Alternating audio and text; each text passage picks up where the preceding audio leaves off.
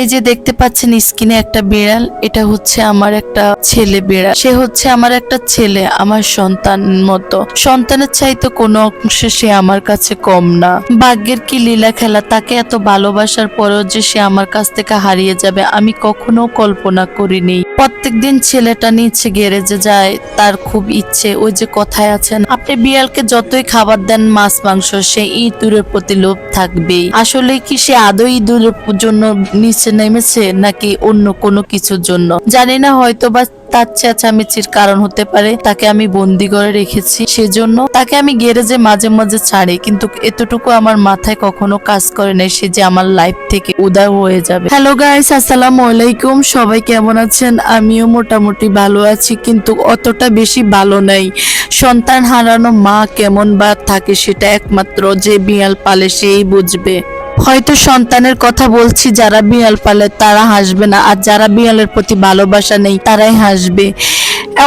অসুস্থতা একটা বিড়াল, আমি তাকে ধীরে ধীরে খাওয়াই দাওয়াই ডাক্তারের কাছে নিয়ে সুস্থ করে তুলি, কিন্তু কখনো মাথায় আসে নাই সে যে একদিন আমার কাছ থেকে হারিয়ে যাবে।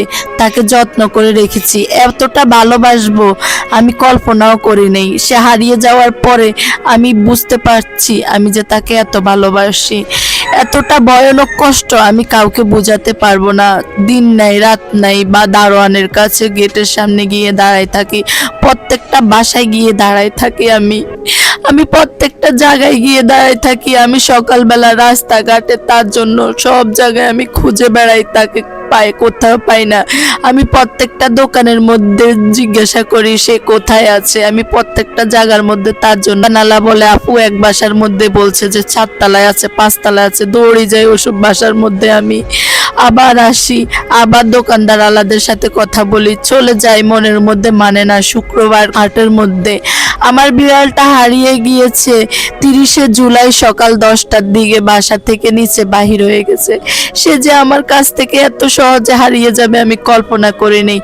ডাক্তার বলছে ওকে ইঞ্জেকশন দেওয়ার জন্য, ভ্যাকসিন দেওয়ার জন্য। আমি ডাক্তারের কাছে নিয়ে যাই ওকে নিউটিং করার জন্য। ডাক্তার বলছে যখন ভ্যাকসিন দিবেন তখন নিউটিং করাবেন, কিন্তু যখন আমি আরেকটা বিড়াল কিনি তখন ডাক্তার আমাকে উপদেশ দেয় ওর বাচ্চা নেওয়ার জন্য। ও 24টা ঘন্টা কান্নাকাটি করতে হিটে আসছে।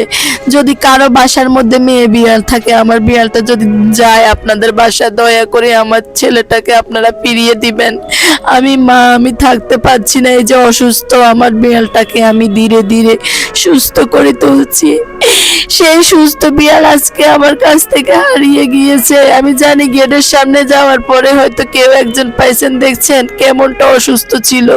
ওকে না চাইতাম, ওকে মন খুব ভালো রাখার জন্য দিন দিন অসুস্থ হয়ে গেছে। ধীরে ধীরে ওকে আমি সুস্থ করেছি, ওকে আমি হেলদি করেছি। ও যখন কান্নাকাটি করে ওর জন্য আমি দেশি বিড়াল খুঁজে এনেছি একটা, কিন্তু তারপরেও সে দেশি বিড়ালকে পছন্দ হলো না। আমি তাকে প্রত্যেক দিন খাওয়াই রীতিমতো। তাকে সুস্থ রাখার জন্য কি করতে হয় তো দেখেন। সে সুস্থ হওয়ার পরে তার সে কেমনটা হয়েছে আমার বিড়ালটা, তার জন্য আমি টাকা খরচ করে আবার বাজার থেকে একটা হাট থেকে একটা পার্সিয়ান ক্যাট নিয়ে আসি, কারণ সে একাকিত্ব, খুব একাকিত্ব ফিল করে। সকাল নাই বিকাল নাই বসে থাকে চুপচাপ, তখনই আমি তার জন্য একটা বিড়াল কিনে আনি, কিন্তু সেটাও তার পছন্দ হয় নাই। আর এখন রাত নাই দিন নাই সকাল নাই বিকেল নাই, প্রত্যেকটা অল্লি গল্লি মিরপুর ইবনে সিনার অপোজিটে 5 নাম্বার গলি থেকেও হারানো গিয়েছে। যদি আপনারা কেউ পেয়ে থাকেন প্লিজ আমার বিড়ালটাকে 2 নাম্বারে পৌঁছায় দিবেন।